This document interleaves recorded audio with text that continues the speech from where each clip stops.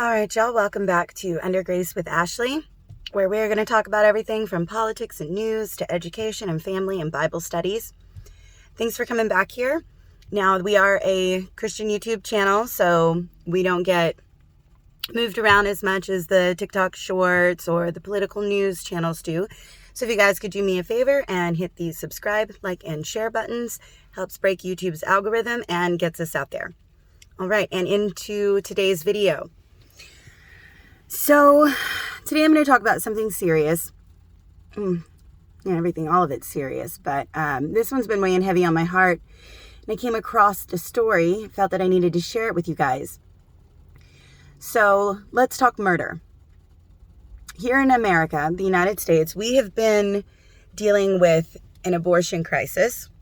We have the Supreme Court's judgment this summer where they sent it back to the states. Big deal about that. Lots of riots, lots of protests, and a lot of states have turned back their abortion dates. And there's a lot of us out there that are really thankful for that. We believe that there's a right to life. Whatever your opinions are on it, I think we can all agree that murder is bad. Okay. Now, we have states like California making them sanctuary states where you can live wherever you want in the United States and still travel to California and get your abortion care. And a lot of people are really upset about that. I've heard a lot of people talking about that. I'm not saying that it's right or wrong. I don't agree with it. But that's what we seem to be focused on down here. Now, let me throw out a word for you. Euthanasia. How many of you know what that word means?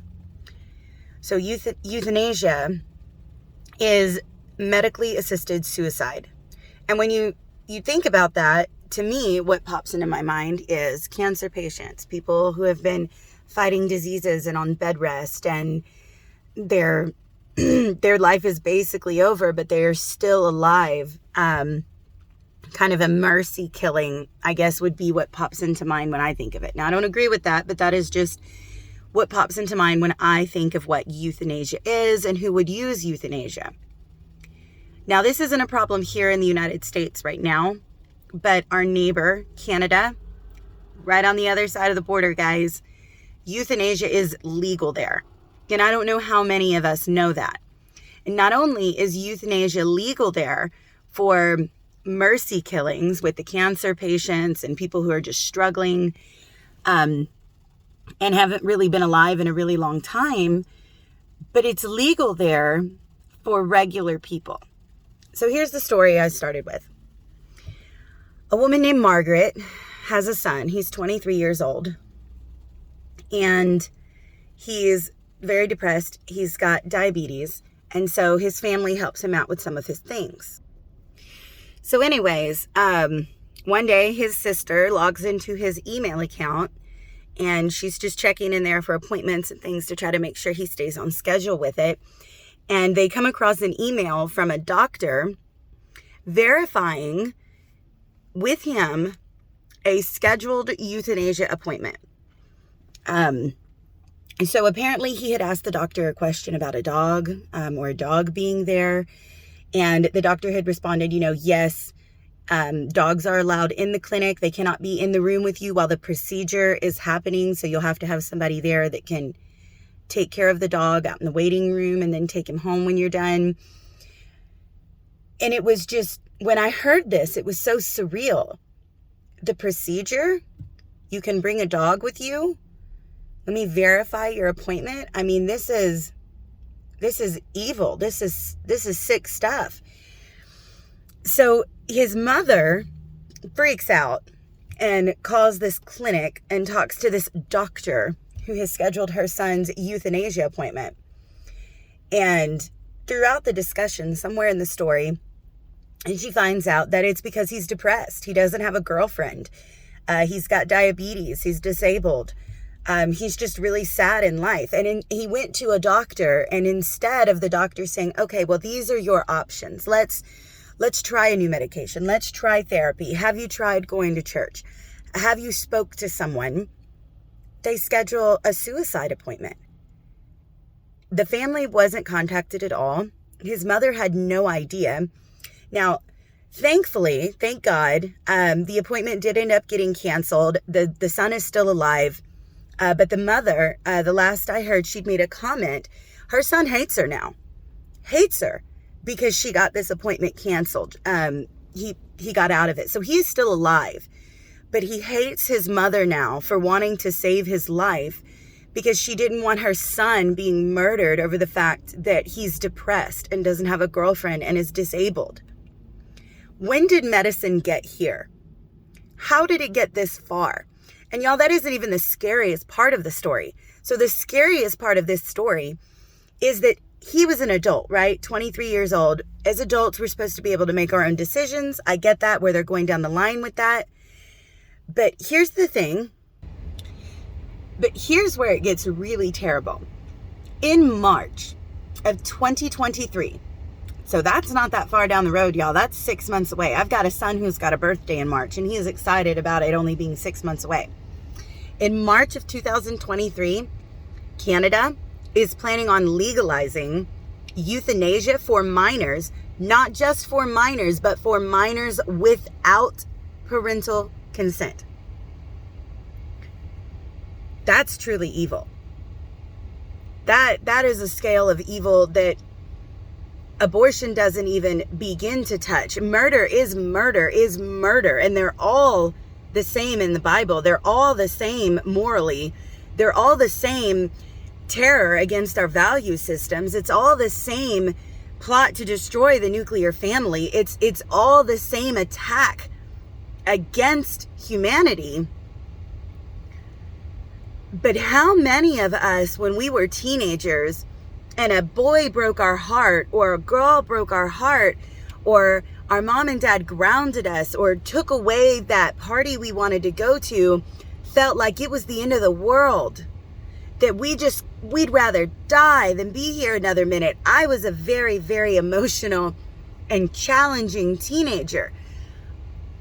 Praise God to my parents, man. But I remember there being so many times that I just felt like it wasn't worth it anymore, that I'd rather die than have to deal with this anymore. And by the grace of God, those wishes never came true. But how many out there now, especially these kids went through, this the pandemic. They were locked in their homes. They were not able to socialize.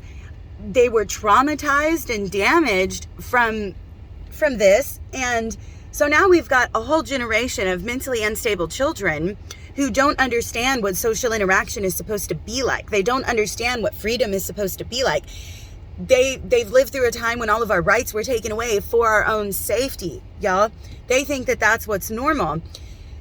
And then they're dealing with normal teenage feelings. I mean, isn't this how the transgender movement got its start?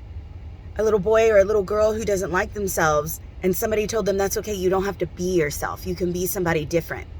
Rather than take the appropriate, healthy steps to deal with this child, with their feelings, and how those feelings affect them, and how they can find value in themselves, they were just told, oh, go be somebody different. But that's a whole nother video. I'll get into that in another video. Euthanasia for children, minors, without parental consent. Now, if they're willing to euthanize a 23-year-old man who's got a hard lot in life, he's diabetic, he's disabled, he doesn't have anyone to share his life with, and guys, that's lonely. Anyone who's ever been single or lost somebody knows how lonely that is. And for fear of sounding too Christian, there aren't that many people out there who will recommend finding God in those times. But even that's not the worst part. We need people to be recommending, man, have you tried church? Have you tried a group? Have you tried the Bible? Jesus Christ died for you and he loves you. That's worth something. Not only are they not getting that, but now they're getting, well, you don't even have to live anymore if it's difficult.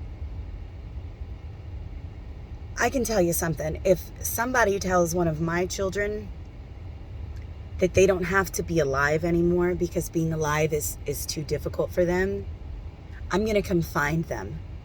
And Jesus and I are going to have some things that we need to deal with because I'm going to be struggling to love like he tells me to. There's going to be some serious consequences to someone who tells my child that they don't need to live anymore because they're dealing with something difficult right now. So guys, we need to be aware. We need to be paying attention. We need to be vigilant. The society we live in, the world we live in, isn't the one that we grew up with. And that's terrifying. And I am not an anarchist by any means at all. I believe in the American dream. I believe in democracy. I believe in the right to vote.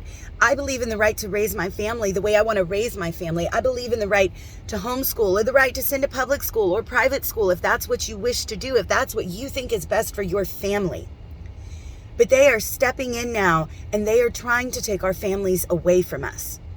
All of these little in the dark, behind the scenes things, they all add up together. Okay? It all makes sense. You guys do me a favor. Do your own research. Look up the WEF, the World Economic Forum. Okay? Look up Klaus Schwab. Justin Trudeau, the Prime Minister of Canada, is one of Klaus Schwab's little handpicked, sent to school, supported by him. And then he was placed in Canada. And he's got real close ties to Klaus Schwab. Klaus Schwab is the one leading all of this. And this video is probably going to get blocked because I said his name. I also said the World Economic Forum. I'm also going to say the New World Order. None of these are conspiracy theories, guys. Theories have something that have not been proven true. Conspiracy is something that has been proven. I promise I'm not a nutcase. You guys go look all this stuff on your own. Stuff up on your own. They want to break the individual family. They want the government to raise your children with you. They want to get rid of money so that everything is digital, so they can track you, so that if you don't fall in line with their new world order, they can suspend your money, they can punish you, they can get you to fall in line. And all of this stuff is posted publicly on the internet. Look into the World Economic Forum. Now, this sickness, this evil that's coming out of Canada with this euthanasia, don't think that it's not going to come for us. Don't think it won't do it at all. Look at what happened with the truckers when the truckers were up there protesting and Trudeau came in with his emergency powers and he froze all of the money that had been donated. He froze these people's bank accounts. They couldn't access their money. It was a way to force them to stop their peaceful protest, a way to bend them to his will. They came after those truckers and the people who donated financially. And we thought, oh, no, not down here, not in America. Canada's not the same as the United States of America. We have more rights. We have more freedoms. We have more privileges down here. Did anyone hear about the PayPal thing? What happened with that?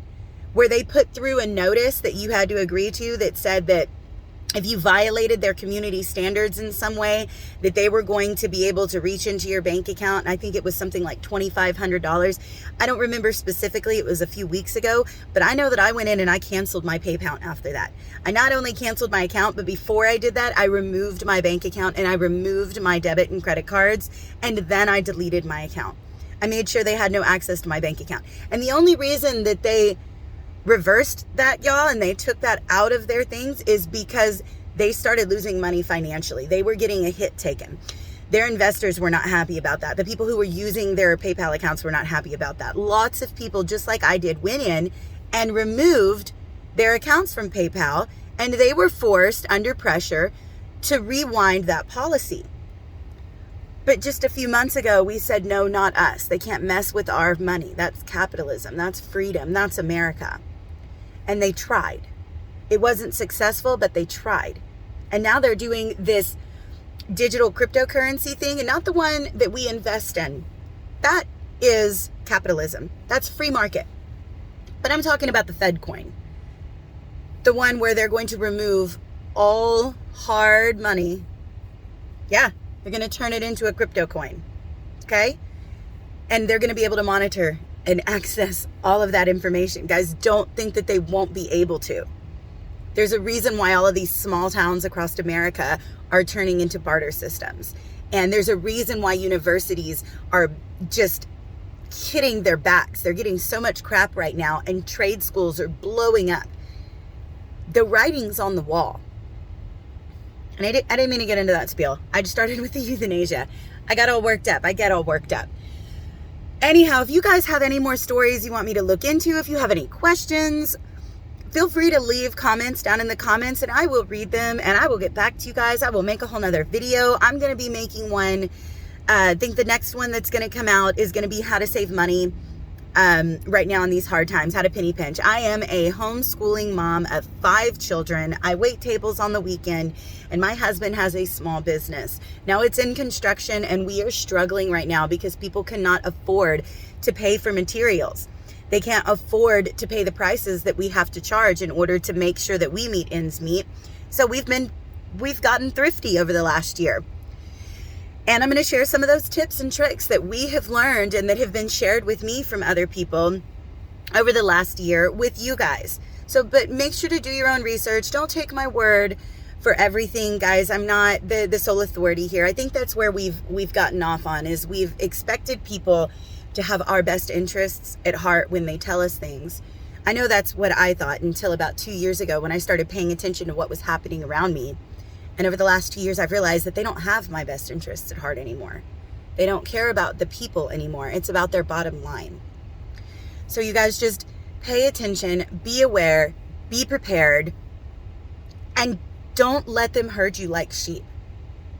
Okay, I saw something on one of the shows that I watched the other day here on YouTube, Redacted. It's called Join the Rebellion. Join the rebellion. We're peaceful, but we're putting out there what's happening so that other people can be aware. Wake up, guys, and open your eyes and open your ears. And for God's sake, open your hearts to each other. Got really heavy there at the end. Didn't mean it to, but truth is truth. We'll see how long this video stays up before I get censored. You guys make sure to check out the description box down below. I'm going to share a link to Stephen Gardner's community, just like I did on the last video. He's one of my favorites. He brings the news. He's a really good, trusting news source. He brings both sides of it. He just tells you the honest opinion, what's happening in the world. Now, after you watch his video or one of his videos, you click on the description in one of his videos boxes, a little box down below, and there will be a link to a cash giveaway. You guys join his community. After you join mine, click on that link for the cash giveaway, type in your name, type in your email address, hit submit. It's going to reroute you to another YouTube video. You don't have to watch that one. You can go ahead and exit out, but you have been entered into the monthly cash giveaway drawing. It is not sponsored by me. I have nothing to do with it. I am just sharing the ability for you guys to win it. It was shared with me from somebody else. I became a member of his community. I've entered my name in it a couple months in a row now. I haven't won anything, but I do know lots of people who have won things from his cash giveaways. He's got crazy mad sponsors. He's just a guy on the internet. I love it. That's what he calls himself. So thanks, you guys, and I will see you next time. Y'all have a really blessed day, and just be aware of what's going on around y'all and stay safe out there, okay?